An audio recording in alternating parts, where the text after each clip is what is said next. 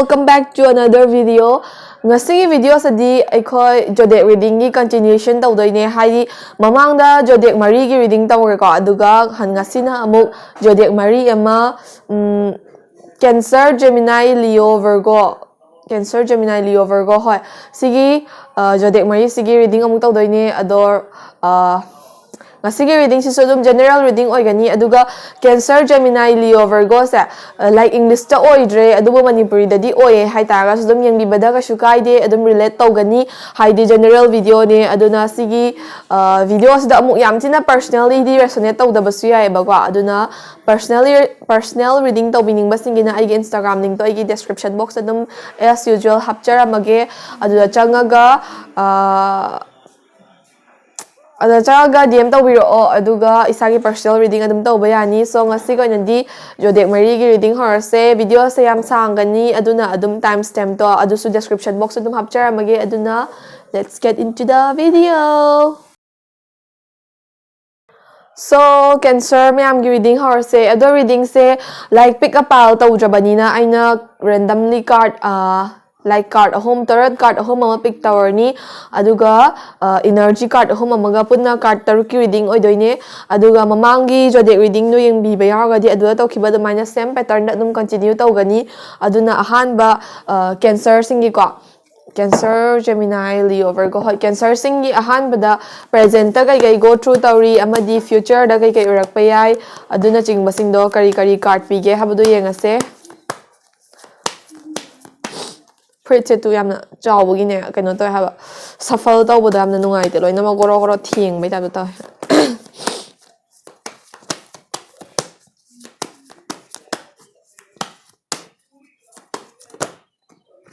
Cancer singi present ni ko sise ado dum hoy loina makta di resonate tawdaba ya edu bu kharadi hai tare ko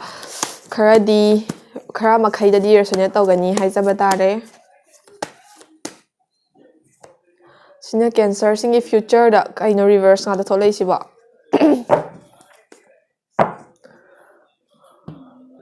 aduga sina Cancer singi oiba kari advice leige habado harakani card se yaman bagi ko ngore haidi thambam je agi table je khrapi eba du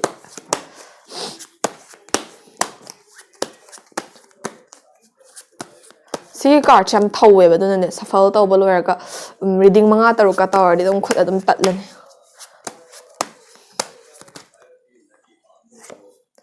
Advice card in a 2 of cups sari ba card che thole ko Cancer gi damakta duka energy card amu pick tower se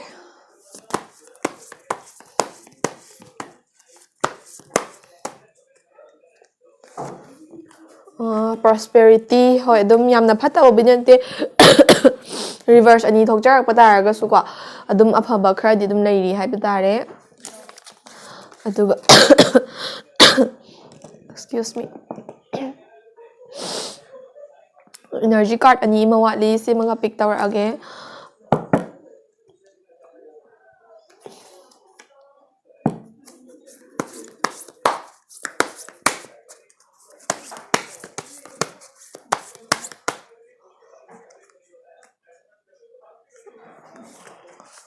card se tu mana ani lon bai ne bai na kuina changi authenticity ga get centered hari ba energy card se aina ngasi like zodiac reading se horpa de ki khai de ki majorly pick to ba card oidoi ne haidi mi sing se amna holik se chahi horpa ga yamna centered oidabra haidi like isa gi thau gum da khra pukning changbi da bra khang de ba ko aduna hoi ai sa mak su tawbudi tawi ko doi jar ga su si card se amna thole ado reading se hour se na ton ga dole haka chare ing So without further ado let's get into the video Cancer singi ahamada ko 5 of Pentacles hari ba card che pick tawre ba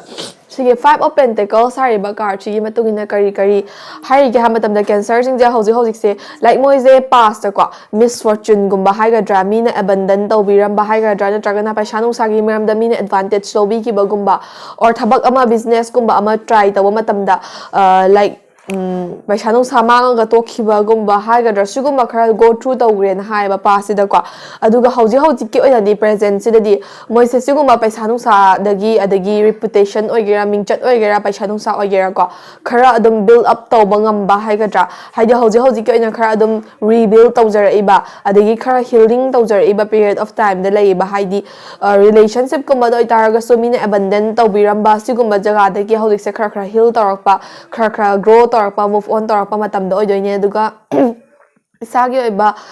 paisa nung sagi status assets ki status oiraga su haidi like lan thumgi oiraga su adum paisa nung samang khiba gumba do hauji se isana realize tawjaraga khara recover tarakpa ngamba adugumba phase ta lairi na haiba sigi ahamba 5 of pentacles haiba card reverse na ko adu sigi card reverse la isimadi phai haidi sida reverse na tabala am targa di yamna ahenba problem tholak e haidoine ba ko adu hauji ko yendi yamna achoba major crisis ko madi face tawde adubu hoi adum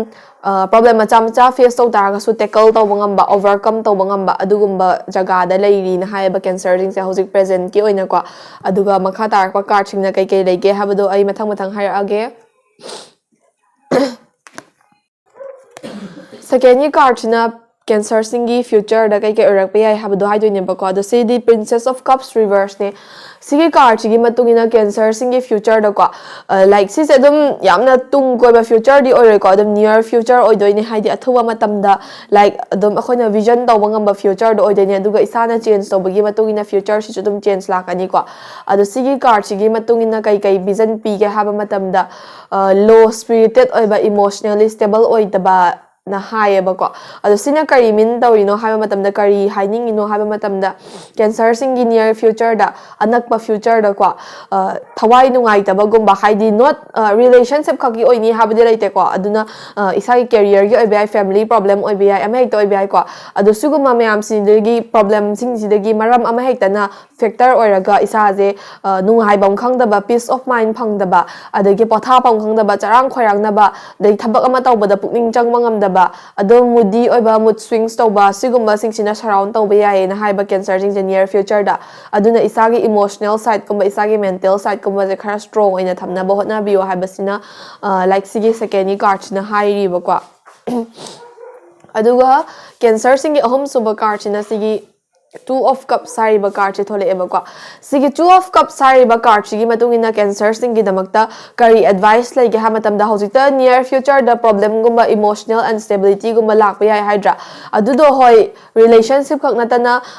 kai haini isagi oiba family problem gumba oiba siyai hai career ge problem gumba oiba siyai ko adu targa su sigi card na hai se relationship problem gumba oi targa di disconnected oiba haidi partner duga isaga se disconnected oiba khana chaina ba adagi even break up phawba chatba yaba sigumba khara su thengnarak pa yaba gi vision je laiba aduna isagi partner singa haidi relationship lei ba singa hai tare ko isagi partner singa yari ge conflict kumba da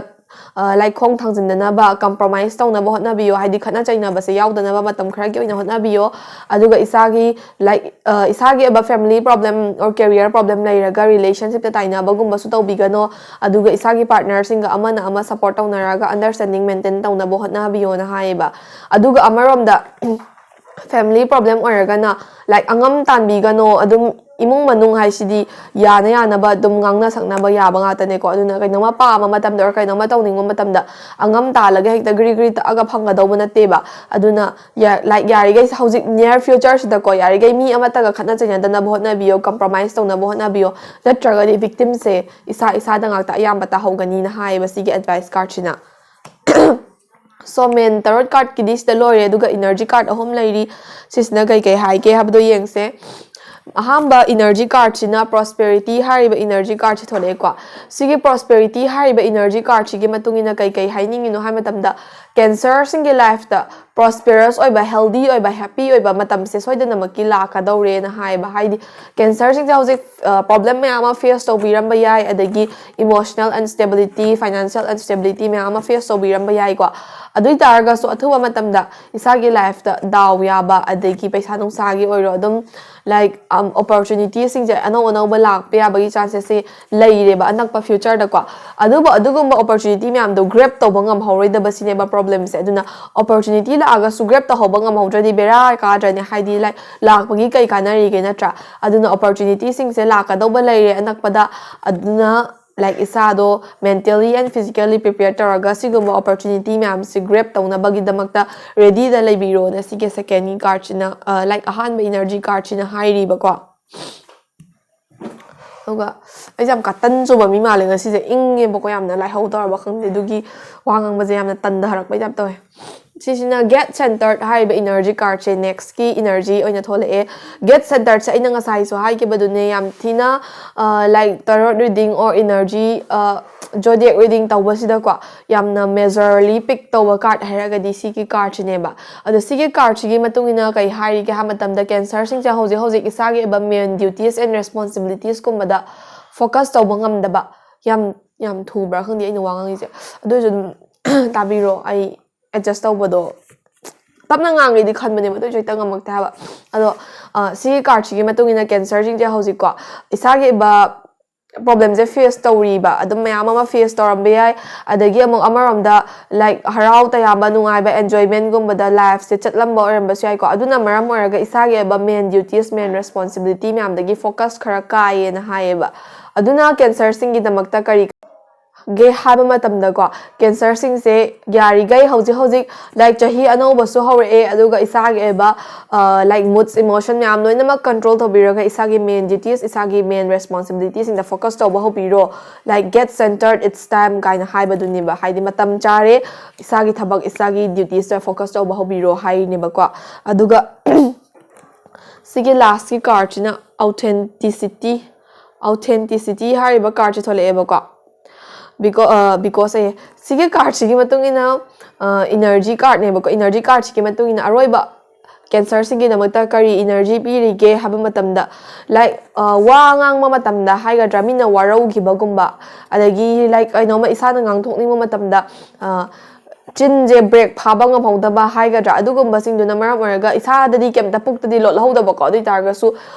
words hard more than weapons haina bane ba haidi like ngang thoki ba waduna weapons na sokpadagi haidi for example thang na kitang sokpadagi di mina yamna thawai nungai ta ba wa ama harak pa ne hena warau bani hena nungai ta bani ba ko aduna maram oraga cancer sigi na mukta energy advice na kai lege haba matamda isa na kaino mataram dai da or mingo da wa ma ngangam dai da aina sigi wa singa di mingo da hurt togadra adugum do kitang kanthabiyo haidi like kaino mangang ningi haina bara ngang thok trikanda anirak kumba kanthabiyo maramdi isagi word singduna isagi friendship isagi relationship ki against ta sijinar pa yai na hai ba ko so sida lore cancer gi reading se ado si se aina nga sai so ha ba dune general reading ni nami loina makki budi resonate taram da basu yai adu resonate to basing gi di adum advising se lotion biro aduga zodiac reading se khara leiraga amu sadana makki tawjarake like 6 months kumba oraga so 3 months kumba oraga so maina tawjarake ba ko 3 months ki dona phalo male haidi like changes se frequently la e ba tarot card na piri ba future se am long term vision guma do natabani na ko aduna ngasi ga di cancer sing reading se matang swai da lojari thank you for watching my video mathangi video among I mean se ngasi ga di matang swai da loshinjarage hey Gemini me am gi reading how say hozik to hoi ai randomly card sing je pick tawrage aduga card pick tawrakanda adum hire age mathang ko ada Gemini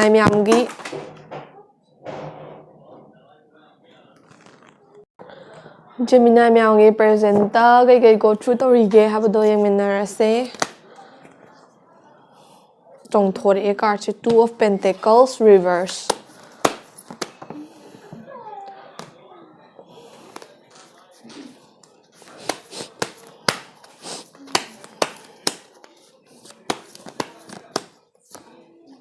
Ten of Wands reverse. As aina card pai thok pasida kainom di khanja bane ba ko hoyamna spiritual oi bai wana trasu sumaina reading taram na da card pai thok pase ko dum like yamna problematic oi banga da tagal le ba duna Gemini singse ayambana problem gumba face to body male ado yenga se The Emperor card se sibudi reverse solak trade sine advice card ne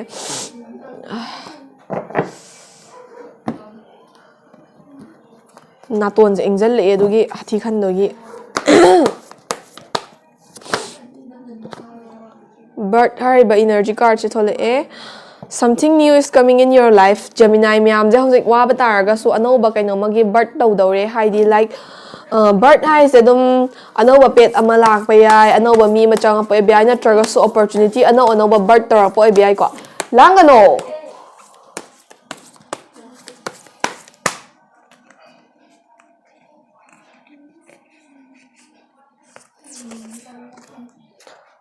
positive thinking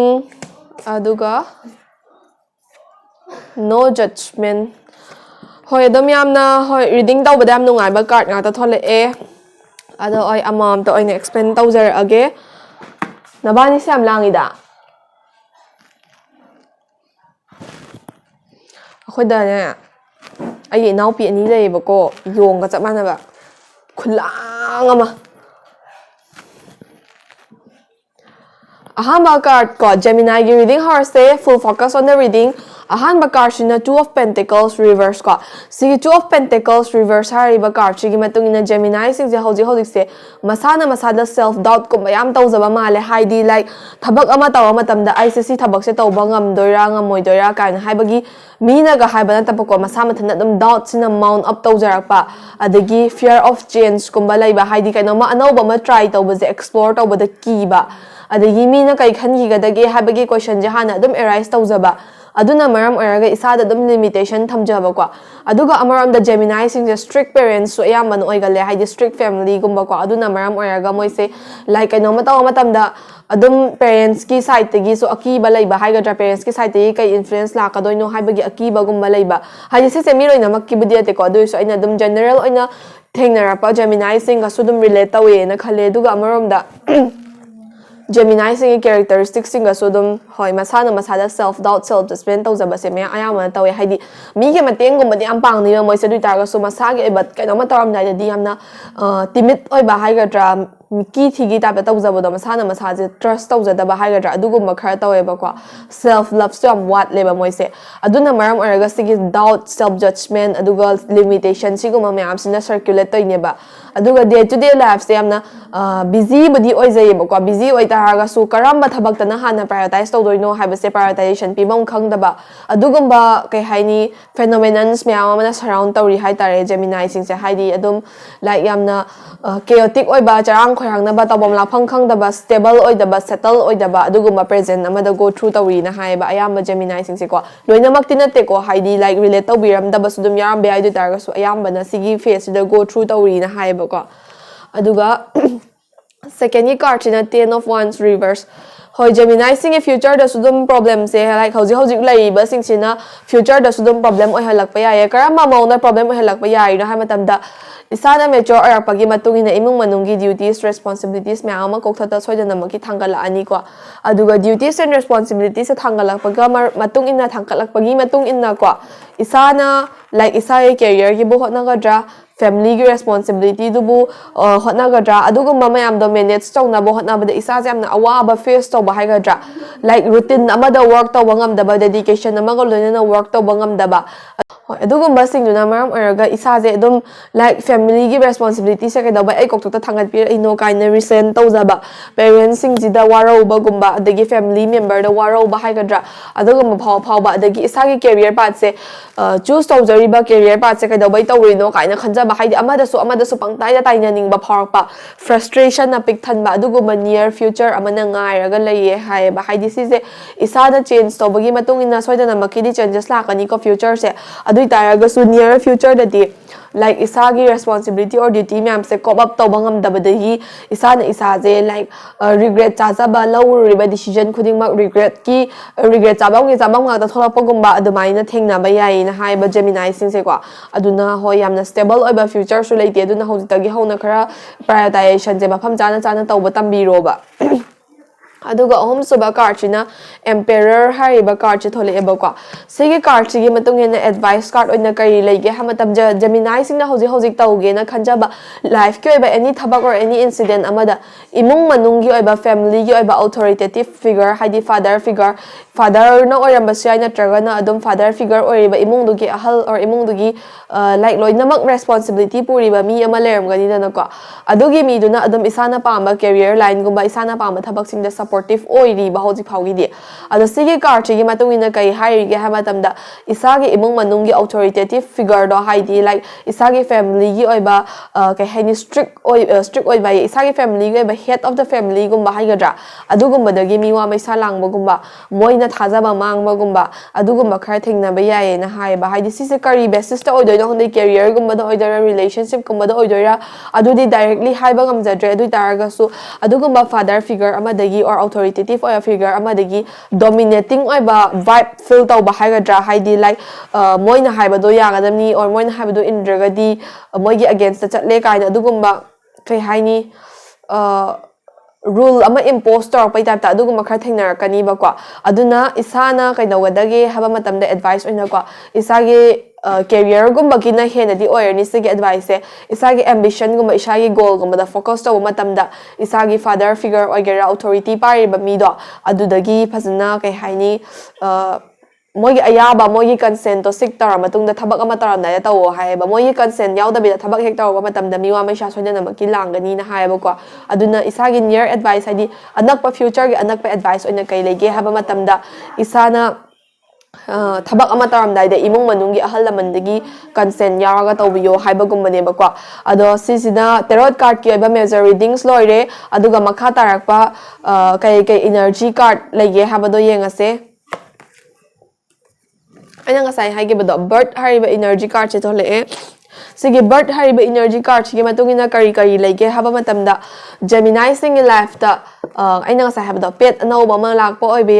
natragana imung manungda mi ama helak bagum oi bi haidi like marriage kumbagi term no oi bi sai natragana another baby ama welcome to oi bi sai or simiam sigi like simiam se amata natabida ko life ki oi ba hojik se daw ya da ba or unlucky phase to go through ta wi dana ko aduna adugo ma mayam na thairamaga pura anova opportunity amagi door hangdorak pagumba opportunity anova ma born to pai tap ta ko adugumba khara like life the surprising oi ba khara tholak pa yae na hai ba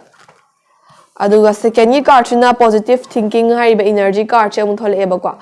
sigi positive thinking hai ba energy card sigi matungina Gemini singi da makta kari like energy pi ga hamadam na Gemini sing se positive thinking am wat le haidi like asai zo aina haige ba do masana self doubt self judgment am critical views me am pizai na hydra aduna maram arga moi se thabak khudi makta positive side se hana sunging yeng deba negative oi ba side se hana adum yeng do yi ko haidi ai si thabak se taraga di sigi consequences se sigi bad consequences se like aina adumaina negative oi ba side se da isa adum naina raga leibagi tap tawbodo adugumba do khara tawe na hai aduna Gemini singi life da hojik positive thinking khara bubiro adugumba positive thinking khara mathau tare adu na traga de life se smooth or stable oina chatpa ngamoi na hai ba ko aduga aroiba energy card china no judgment hariba energy card che thole eba sigi energy card china Gemini singi next energy se kai pi ga hamatam the near future sida hoi Gemini sing se masana mi awaba guma se masagi awaba dawna treat tawzaye mi gi problem sing se masagi problem dawna treat tawe haye adui taraga su near future da di mi gi problem guma da khut pa nga thingjan biga no na tragedi chop pa ikai ba soidana nangani na haye ba ko aduna sina Gemini singi energy advice oina leire so soida Gemini gi reading loijare thank so Gemini singi reading dudagi resonate tawbiba singna lawba yaba general advising adum lawsin biyo aduga makhata na adum like kai haini next ki reading haidi hojiki do adum yam kuiba future gi vision natte ba aduna mathangi tha ani homok leraga ai zodiac reading se amuka su tawjaraki ge adudana kai lege habdo yengse so ngasi ge di ai mamang video do kai haini ai ge phone sida video number se 5 minutes kak pi boko time se aduna adudai hena number do yada bagi phatlaw tat khibagi loishalage budai haigre do sida officially Gemini singi reading matang saida loishinjarage thank you for watching now without cut tani ko video se dom makha mari chathari se kenogi Leo mayam gi reading ai gi ꯑꯩꯒꯤ friend list ꯂꯤꯑꯣꯁꯤꯅ ꯈ꯭ꯋꯥꯏꯗꯒꯤ ꯅꯝꯃꯦꯀꯣ ꯑꯗꯣ ꯌꯦꯡꯉꯁꯦ ꯂꯤꯑꯣꯁꯤꯡꯒꯤ ꯀꯩꯀꯩ ꯂꯩꯒꯦ ꯍꯥꯏꯕꯗꯣ ꯍꯧꯖꯤꯛ ꯑꯣꯏꯅ ꯑꯗꯒꯤ ꯐ꯭ꯌꯨꯆꯔꯗꯅ ꯀꯩꯀꯩ ꯂꯩꯕ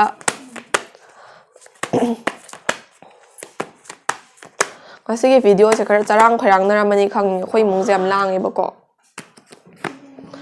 ꯂꯤꯑꯣꯁꯤꯡꯒꯤ ꯀꯤꯡ ꯑꯣꯐ ꯋꯥꯟꯁ ꯍꯥꯏꯔꯤꯕ ꯀꯥꯔꯠꯁꯦ ꯊꯣꯛꯂꯛꯑꯦ ꯄ꯭ꯔꯖꯦꯟꯇ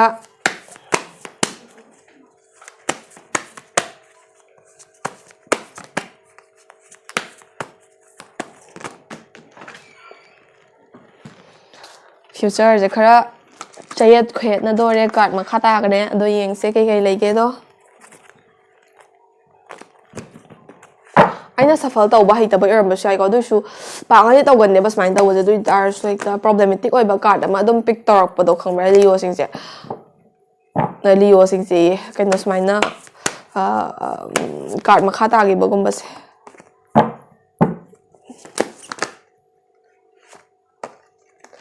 ꯂꯤꯑꯣꯁꯤꯡꯒꯤꯁꯨ ꯁꯤꯒꯤ ꯇꯦꯟ ꯑꯣꯐ ꯋꯥꯟꯁꯦ ꯑꯃꯨꯛꯀ ꯊꯣꯛꯂꯛꯑꯦ ꯑꯗꯣ ꯍꯣꯏ ꯁꯤꯁꯤꯅ ꯔꯤꯚꯔꯁꯄꯨꯗꯤ ꯅꯠꯇꯦꯀꯣ ꯑꯗꯨ ꯑꯣꯏꯇꯥꯔꯒꯁꯨ ꯁꯤꯁꯨ ꯑꯗꯨꯝ ꯈꯔ ꯄ꯭ꯔꯣꯕ꯭ꯂꯦꯃꯦꯇꯤꯛ ꯑꯣꯏꯕ ꯀꯥꯔꯠꯅꯦ ꯍꯥꯏꯇꯥꯔꯦ ꯑꯗꯨꯒ ꯂꯤꯑꯣꯁꯤꯡꯒꯤ ꯑꯦꯗꯚꯥꯏꯁ ꯑꯣꯏꯅ ꯀꯩ ꯂꯩꯒꯦ ꯍꯥꯏꯕꯗꯣ ꯌꯦꯡꯉꯁꯦ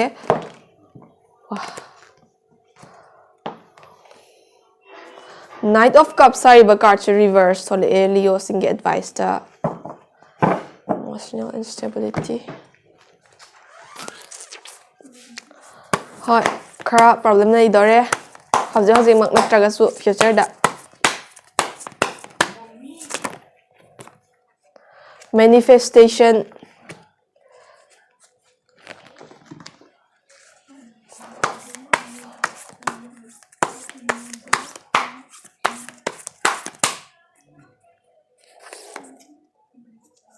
patience,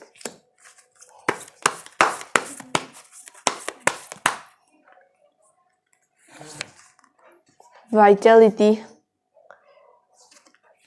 Okay. ꯌꯥꯝꯅ ꯀꯩ ꯍꯥꯏꯅꯤ ꯄꯣꯖꯤꯇꯤꯚ ꯑꯣꯏꯕ ꯀꯥꯔꯠꯁꯨ ꯌꯥꯎꯋꯦ ꯑꯗꯨꯒ ꯈꯤꯇꯪ ꯅꯦꯒꯦꯇꯤꯚ ꯁꯥꯏꯗꯇ ꯔꯦꯟꯖ ꯇꯧꯕ ꯀꯥꯔꯠꯁꯨ ꯑꯗꯨꯝ ꯌꯥꯎꯋꯦ ꯂꯤꯑꯣꯁꯤꯡꯒꯤꯁꯦ ꯑꯗꯣ ꯃꯇꯝ ꯃꯥꯡꯍꯟꯗꯕꯤꯗ ꯚꯤꯗꯤꯑꯣꯁꯦ ꯌꯥꯝ ꯁꯥꯡꯈꯤꯅꯕꯅꯤ ꯂꯤꯑꯣꯁꯤꯡꯒꯤ ꯔꯤꯗꯤꯡ ꯍꯧꯔꯁꯦ ꯑꯍꯥꯟꯕꯗꯀꯣ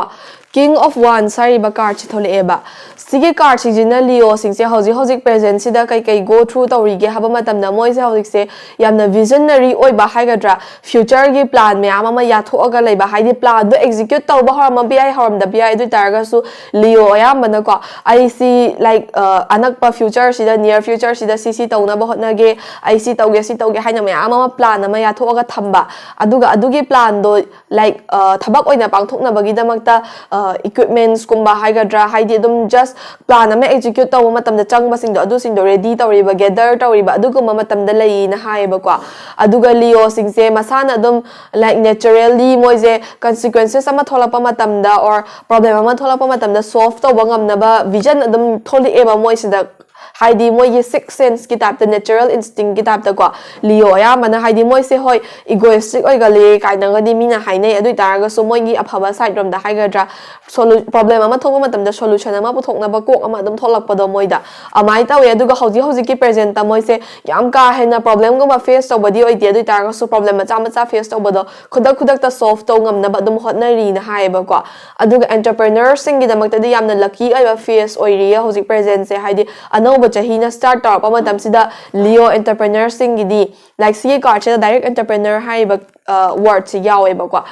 ꯑꯗꯨꯅ ꯀꯩ ꯃꯤꯟ ꯇꯧꯔꯤꯒꯦ ꯍꯥꯏꯕ ꯃꯇꯝꯗ ꯑꯦꯟꯇꯔꯄ꯭ꯔꯦꯅꯔꯁꯤꯡꯅ ꯕꯤꯖꯤꯅꯦꯁꯀꯨꯝꯕ ꯁ꯭ꯇꯥꯔꯠ ꯇꯧꯅꯤꯡꯕ ꯑꯣꯔ ꯀꯩꯅꯣꯝꯃ ꯁ꯭ꯇꯥꯔꯠ ꯇꯧꯅꯤꯡꯕ ꯑꯣꯔ ꯕꯤꯖꯤꯅꯦꯁ ꯑꯅꯧꯕ ꯏꯟꯚꯦꯁꯃꯦꯟ ꯄꯤꯅꯤꯡꯕꯒꯨꯝꯕ ꯂꯩ ꯇꯥꯔꯒꯗꯤ ꯑꯗꯨꯅ ꯑꯅꯧꯕ ꯏꯟꯚꯦꯁꯃꯦꯟꯒꯨꯝꯕ ꯇꯧꯕꯤꯅꯤꯡꯕ ꯂꯩꯕ ꯇꯥꯔꯒꯗꯤ ꯑꯗꯨꯝ ꯇꯧꯕ ꯌꯥꯕ ꯂꯥꯏꯛ ꯍꯧꯕ ꯌꯥꯕ ꯃꯇꯝ ꯆꯥꯔꯦ ꯍꯥꯏꯕꯗꯣ ꯍꯥꯏꯗꯣꯏꯅꯦꯕꯀꯣ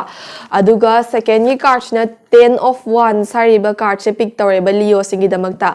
ꯇꯦꯟ ꯑꯣꯐ ꯋꯥꯟꯁ ꯍꯥꯏꯔꯤꯕ ꯀꯥꯔꯠꯁꯤꯅ ꯀꯔꯤ ꯍꯥꯏꯒꯦ ꯍꯥꯏꯕ ꯃꯇꯝꯗ through persistence and hard work ꯍꯥꯏꯗꯤ ꯈꯥꯡ ꯀꯟꯕ ꯑꯣꯔ ꯑꯈꯥꯡ ꯀꯟꯕꯕꯨꯗꯤ ꯑꯣꯏꯗꯣꯏꯅꯤꯀꯣ ꯁꯤꯁꯦ ꯄꯔꯁꯤꯁꯇꯦꯟꯁ ꯑꯗꯒꯤ ꯍꯥꯔꯗ ꯋꯥꯔꯛ ꯏꯁꯥꯅ ꯇꯨꯝꯗꯅ ꯆꯥꯗꯅ ꯑꯣꯏꯒꯦꯔꯥ ꯍꯣꯏ ꯑꯗꯨꯃꯛꯄꯨꯗꯤ ꯑꯦꯛꯖꯥꯒꯔꯦꯠ ꯌꯥꯝ ꯇꯧꯕ ꯑꯣꯏꯔꯝꯕꯁꯨ ꯑꯣꯏꯕ ꯌꯥꯏ ꯑꯗꯨ ꯇꯥꯔꯒꯁꯨ ꯏꯁꯥꯅ ꯍꯣꯠꯅꯖ ꯇꯧꯖꯔꯛꯄ ꯍꯥꯔꯗ ꯋꯥꯔꯛꯀꯤ ꯃꯇꯨꯡ ꯏꯟꯅ ꯏꯁꯥꯒꯤ ꯄꯦꯁꯦꯟꯁꯀꯤ ꯃꯇꯨꯡ ꯏꯟꯅ ꯏꯁꯥꯒꯤ ꯉꯥꯏꯖꯃꯟꯒꯤ ꯃꯇꯨꯡ ꯏꯟꯅ ꯅꯤꯌꯔ ꯐ꯭ꯌꯨꯆꯔꯗꯀꯣ ꯍꯥꯏꯗꯤ ꯑꯅꯛꯄ ꯐ꯭ꯌꯨꯆꯔꯅꯤꯀꯣ ꯁꯤꯁꯦ ꯑꯗꯨꯝ ꯅꯤꯌꯔ ꯐ꯭ꯌꯨꯆꯔꯗ ꯏꯁꯥꯒꯤ ꯒꯣꯜꯁꯦ 100% ꯃꯛ ꯁꯛꯁꯦꯁ ꯑꯣꯏꯕ ꯅꯠꯇ꯭ꯔꯒꯁꯨ ꯈꯔ ꯈꯔꯗꯤ ꯑꯦꯀꯣꯝꯄ꯭ꯂꯤꯁ ꯇꯧꯕꯒꯤ ꯃꯃꯤ ꯎꯔꯛꯑꯅꯤꯕ ꯍꯥꯏꯗꯤ ꯏꯁꯥꯒꯤ ꯂꯥꯏꯐꯁꯦ ꯈꯔ ꯄ꯭ꯔꯣꯁꯄꯦꯔꯁ ꯑꯣꯏꯕ ꯁꯥꯏꯗꯇ ꯑꯣꯔ ꯃꯥꯏ ꯄꯥꯛꯄ ꯁꯥꯏꯗꯇ ꯇꯞꯅ ꯇꯞꯅ ꯆꯪꯁꯤꯟꯕ ꯉꯝꯕ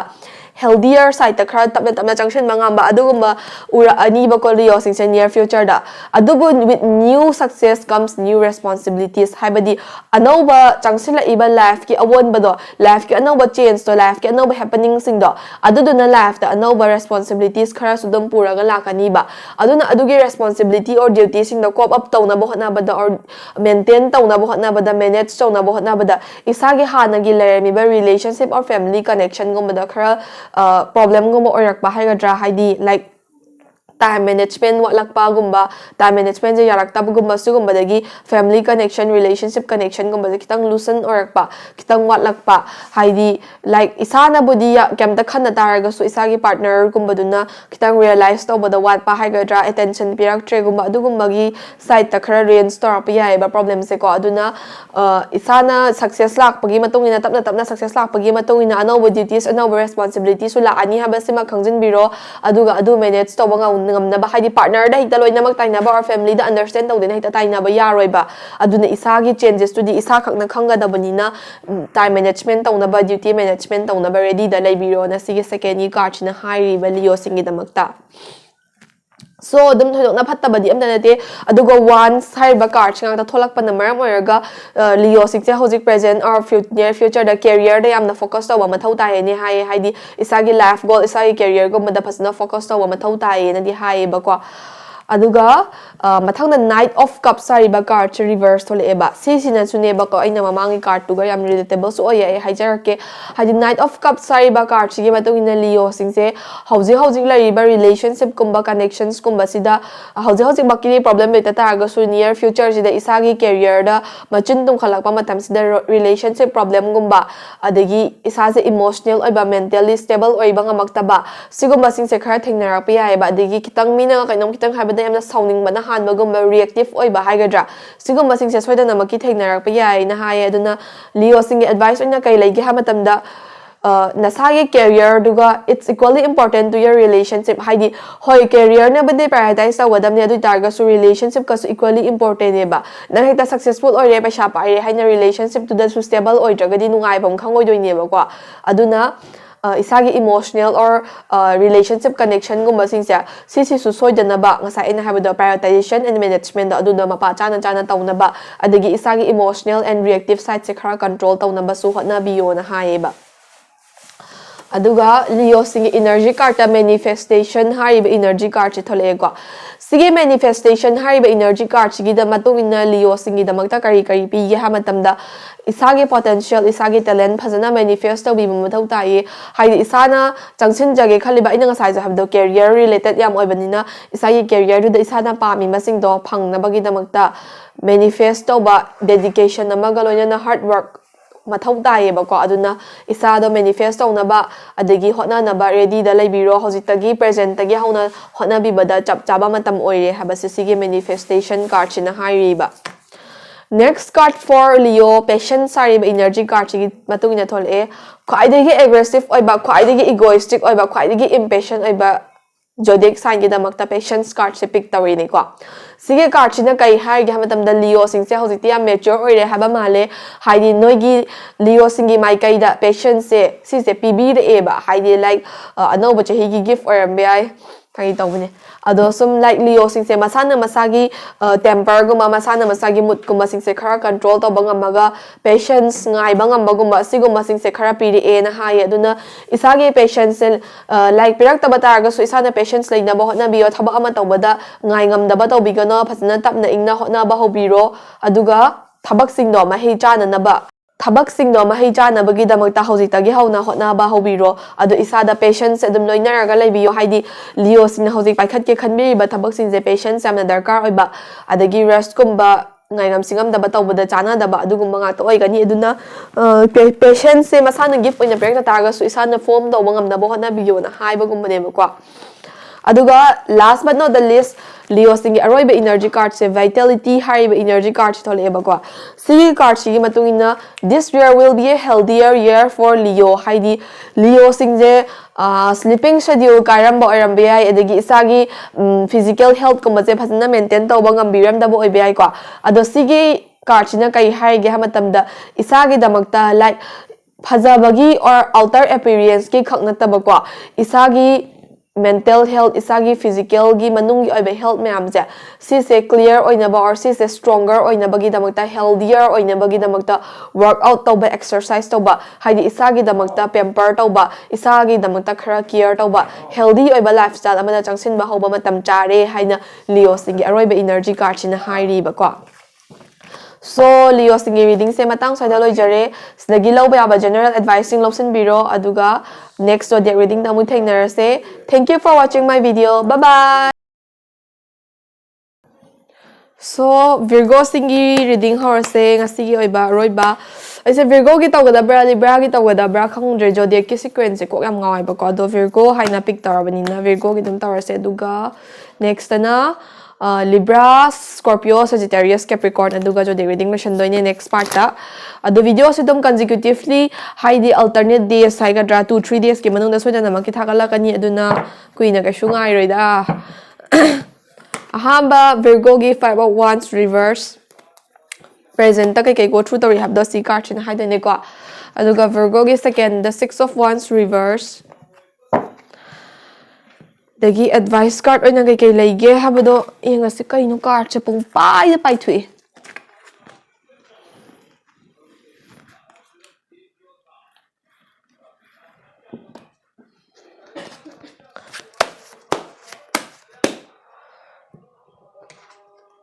the Hermit hariba card che pick tore advice card oina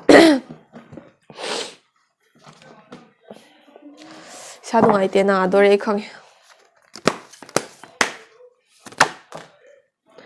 energy card the soul satisfaction Hermit hariba card sida do soul satisfaction hariba do yawi ko aduga sida so mo soul satisfaction hariba energy card che thole aduna like Virgo sing se hoji gamna settle taw da bahaga dra isana ipen penja da ba khara go through taw ba male ko ado sum hoi kai lege habadu budi ado mathang card sin har kan du tar ko su energy card ke tarot card ka se chapma na ba chong thore se khara di dum penja da ba khara di leram mani ba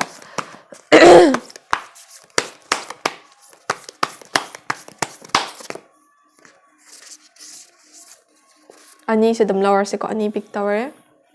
nature haiba amaga power haiba amaga energy card ani pick tower I love you for infinity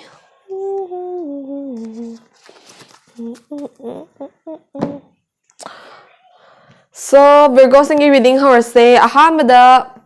5 of Wands reversed ko sige card chigi matungina Virgo sing se hojik se like moina changu ba feel hai ga dra kai nang mataw ba phama matang da or kai nang mathaba ama tawge na khaja matam da competitive yamna oramba challenging yamna oramba adagi mi sing sina khatna ba hodoi gi gumba mut tangak ta leiba hai ga dra friendship oramba ya relationship oramba ya ko hai di dum like me sing se Virgo sing na thengnaroba mi sing se ayamana reactive oramba ayamana ke haini anger issues leiba gumba adugum mga ta thengna brang de aduna maram oraga Virgo sing se hojik yana peace of mind pamba matam oi ba ko mai se haidi khada chaina bagumba se am pamjada ba or rivalry gumba yekna bagumba nungai da bagumba lebe se amna pamjada ba face am oi ba Virgo sing gi damakta aduna hojik se moi se amna hiram khuding makta compromise toraga mi khuding mak yana ba loina na ba hotna ba hai ta kai hani thaba ma taw matamda mi ga chayet na dana ba or mi ngonda yet na ba or mi ngonda kai haini sawhanda na ba gumba adum yari gai compromise taw na ba adagi mi loina mak harau na loina na ba ko adugumba haidi conflict sing se yari ga avoid taraga chatna ba hotnari ba Virgo sing se aduna sigi card china hai se hoi si se yamna di phaye mi ga khatna chaina ba hai se tawroi da bane dui taraga su matang na matamna yar traga di isa ga damakta stand up tawba da di ki roi da bane hai ba ko aduga hoi hoji ko yandi yamna happy ba face di laite haidi peace of mind yamna pa me adu peace of mind se phang da bai da ba tawe ba Virgo sing se aduga near future da haidi hojik present sina thogalak ko ya ba near future da 6 of wands sari ba card che pick tore ba ko sina kari haige ha matam da Virgo sing che hojik aina so hydra like moi se hiram khudi mak ta mi loina mak yana ba compromise tong na ba chat pa gi mo na tawe na hai ko ado compromise tong na ba chat pa gi mo na tawe na har bani na mi na masing thabi da ba hai ga dra mi na lu na lo da ba hai ga dra ko haidi near future sida isana kaino ma thaba ama taw matam da adugi da mak ta fanga da ba reputation da fangdaba mina acknowledge tobidaba ko mina validify tobidaba adugu masing se khar thingnar padagi isa je low spirited oiba amuka su emotional oiba adagi mina hanthana yingbire habagi wakal da isa ithana thawai nungai taba isa ithana resent amuk tawjaba ko sigum masing sisu amuk thingnarak pa yai na haiba near future da aduna Virgo sing se kai advice oina kai lege ha matam da ko hoi aina hasta haige bado isagi dam like khana chanya dana ba compromise taw badi amna phai adu isagi reputation ma ka taba or isagi mina effort masing thabi roi da boy tardi isagi da bakta stand up taw bi ka fight taw bi bada ke haini mangja ba lai roi haiba gum bane ba aduga Virgo singi aroi ba tarot card china Hermit hariba card sigi matung ina Virgo sing se hojik mak natraga su near future da ko tholakadoreba problem mayam sigi matung ina hai tare haidi moi se lonely feel tawba adagi masa mathanda ka amanda confine taraga mathanda laining pagumba ko adagi mathanda laining ba haiji mi ga mingle tawning da bagumba do oidoine ba ado mi ga mingle tawning dre haraga so mathanda laibda so mung lonely feel tawbagi khangde thawai nungai tabagumba aduguma mayam do haidi adagi mu mi mayam haidi pun da baya da matam da su pullaga spotlight ta lening da ba mathana tonga na ka chinnam da lening ba gumba sigum ba sinje thingna ka ni ba ko aduna Virgo sing se nga sai conflict kum ba du su avoid tawna ba adagi sigi mathana lening ba gi problem su resolve tawna ba kari advice lege ha matam da yamna koi balang bagumba social gatherings kumbada yarigai no haibiyo haidi like hojik se isagi career isagi goal da so focus tawa matam da su oye aduna mi na koi ba se or kaino ma chat se ha matam da no haba matam na nga haki warau taraga su ko na isagi oi ba or ga da ba consequences me am da gi soida na maki safe tawni ba ko aduna social gathering gumba da gi social media da su yamna active oi bi da ba aduna tabi da isagi oi ba self healing self growth adagi isagi oi ba career gumba oina fazna focus taraga isagi soul satisfy tawna bo oina hotna biyo na sigi ahum suba advice card china haiba Mari suba card sida mo soul satisfaction aina nga sai so hai bado like yam china relatable oiba card ne na haidana ko anu sigi card sigi matungi na aim for what makes you happy hai ba ko haidi nga sai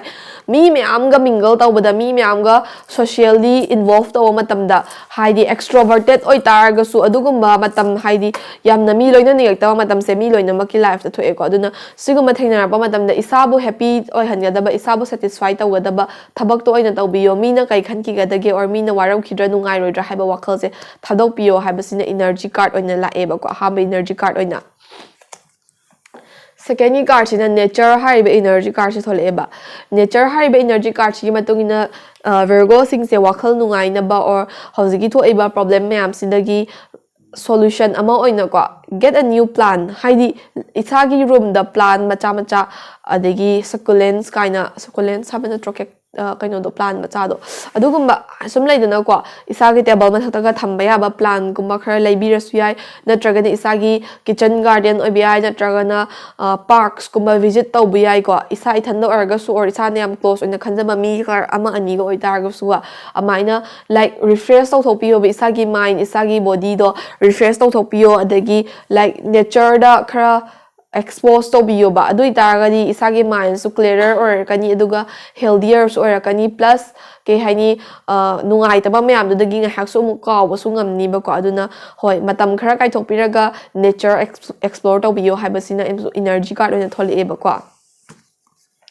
Aroiba energy card sina power hariba energy card chong thole ba Virgo singi damakta sigi power hariba energy card sina kai min tawge hamatam da Virgo sing se masana masaba yam handana khanjaba adigi nga sai mina su masing thabi de khote habduna maram araga moi siam weak oiba creature oina masama thanda uzaba gumba haidi mina judge star pakhak natana masama thanda su dum judge tawjaba gumba ko sigum basing se soja namagi thengnar pa yae hai ado